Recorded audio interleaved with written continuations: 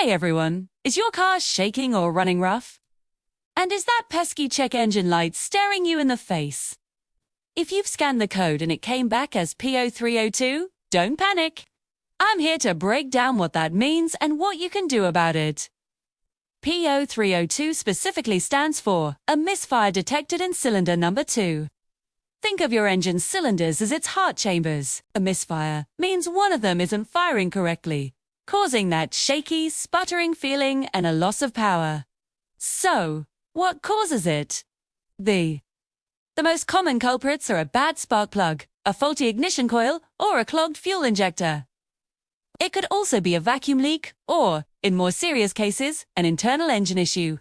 Start with the simple stuff first. Check the spark plug and ignition coil for cylinder 2. These are often easy and affordable to replace.